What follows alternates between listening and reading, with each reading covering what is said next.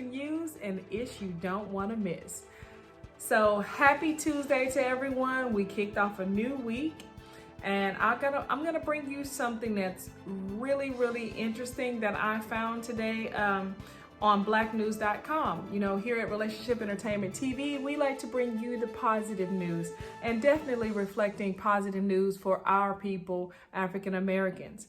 Today, I want to talk about one of my own. And when I say that, everyone knows that I'm a registered nurse. So I love spotlighting nurses. I love talking about health. But this is something that's absolutely near and dear to my heart. So I want to introduce to you Michelle Rhodes. She's the founder of Michelle Rhodes Media LLC, which is in Tampa, Florida. She's created a place for nurses to share their wellness expertise while helping the vulnerable communities in which they serve in a new publication called The Color of Wellness magazine. Now, let me share with you something about being a registered nurse or anything in the health field. Let me say that honestly. So when you have people that understand that you are a nurse, a doctor, a certified nursing assistant or a phlebotomist, they tend to think that you know everything medical. So I know for myself, I get phone calls often from family, and to the point of where they're actually trying to get me to diagnose them. You know, they'll tell me their symptoms and they'll ask me what should they do. And as always, I encourage, I do listen and I try to provide some type of intervention. But if it's something that's beyond my expertise or something that I feel like I'm not comfortable to answer, because as a nurse, you can't diagnose, I will always refer them, you know, you need to call your doctor or you need to go to the emergency room. But people will call you. I've had people inbox me because they know I'm a nurse. I've had random people ask for my phone number to have like a health consultation with them. So I know for sure for myself as a nurse in my profession, we are constantly asked questions about this or about that or what should they do.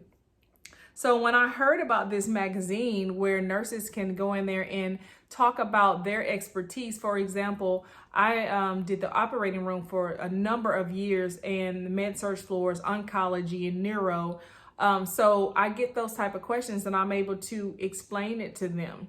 Even with what I do now as a nurse analyst, I'm constantly reviewing medical records. So I'm reviewing diagnoses, procedures, and treatments. So when I'm asked a question, I'm able to talk to them about it or help them to understand. And this magazine will do the same. So what she's done is she's invited nurses to put their input into different situations like what do you do if you have hypertension, or what do you do if your blood pressure is elevated and you're out of medication? Well, one, you should go to the ER, but just different things to help people understand, help the lay person, meaning the person that doesn't have the medical background, to understand, not to diagnose them by reading a magazine, but to help them make informed decisions about what they need to do next.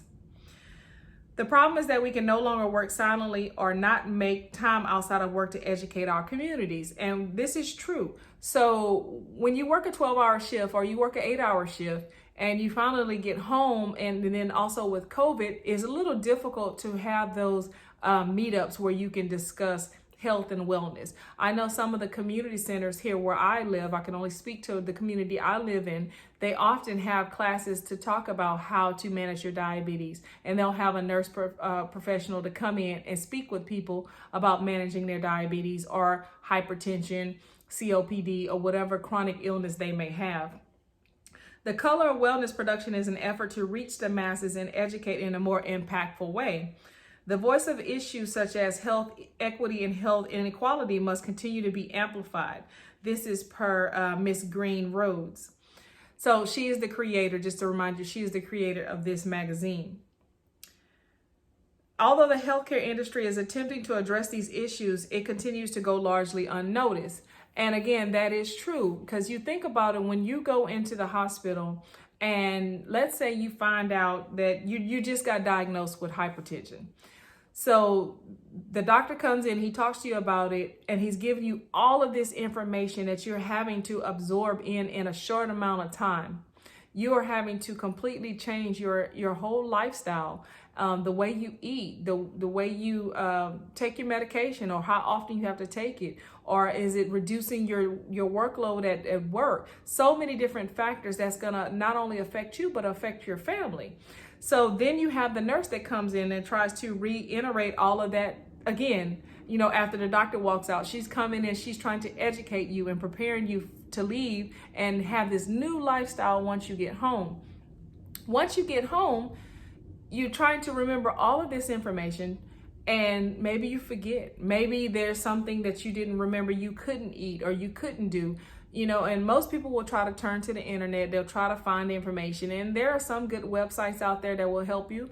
Or maybe there's a community center that, you find out they may have some classes on living with hypertension or how to eat, and especially if you're not followed up with a home health nurse, which not everyone that's discharged from the hospital will be followed up with a nurse to come to their home. This magazine will help with that. It will cover different diagnoses, procedures, treatments, how to live with these chronic illnesses. The trend of increased spending on healthcare yet decreased wellness across the entire population, especially members of vulnerable demographics, must be brought to the table.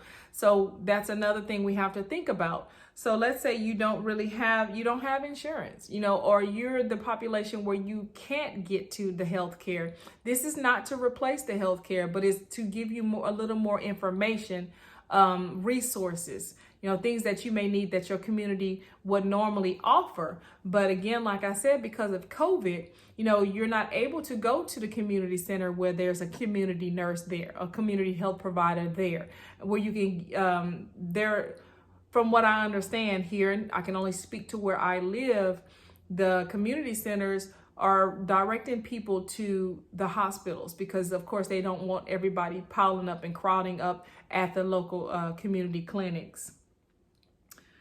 By utilizing her 20 years plus as a registered nurse who specialized in managed care, which is insurance, Michelle was able to see gaps in preventive education and chronic diseases from a high level. So that's where I was talking about before, where we have to do those preventive things like the mammograms, the going for your annual checkups every year, doing your lab work, making sure that you're not having something going on in your body that you're not aware of. So if we push this type of education on people and get people to go and make sure they have the annual checkups and not only go to the doctor when they're severely ill or sick, then some things can be prevented. If you knew that just by exercising more and eating the right things, it will lower your risk of heart disease, then you would do those things. And then I have to say, some people are aware of that and they still choose to do something different. But if you just go to your doctor once a year for your annual exam, let them do a full battery of tests or the labs on you, then they're able to catch things before they happen, which one of the biggest things for heart disease is high cholesterol. The way you eat, your habits. So and especially if you have that in your family, it runs in your family, that's some of the things that you definitely need to be cognizant of keeping up with.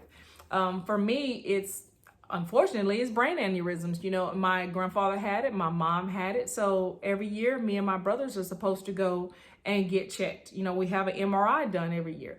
I make sure I go do mine because it wouldn't make sense and it wouldn't be fair to my family for me to be aware of the situation and a familial link and for me not to do anything about it. She recognized the lack of wellness and education was most often not in the equation within the lifestyles of the communities of color. On top of that, most of the healthcare dollars spent were targeted and being spent on chronic disease. So we're putting all the money at the end of the train instead of at the beginning. So if we can prevent these people from having diabetes, hypertension, diabetes type 2, we can help them with obesity. We can change their habits at the beginning. It reduced the spending on healthcare at the end is what she's trying to prevent. Wellness is often missed and put into play a little too late, most times when it comes to the Black community. She speaks generally and from her own personal experience where she struggled with bad nutritional habits all her life. So she saw a need and she met the need based on her own experience. Most of the times, she refers to the good times and memories associated with soul food growing up. And I can attest to that. You know, the way we celebrate, it's always tons of food and, you know, not the very best healthy food, but, you know, of course it tastes wonderful. You know, I can say just a couple of weeks ago, my mom and my dad cooked cabbage and, you know, turkey wings and rice and yams and cornbread. You know, this is a standard meal for most of the Black community, which what we cook with, the butter and the, you know, the different seasonings, and could be high in cholesterol, could be bad for your blood pressure. And both my parents are on blood pressure medications.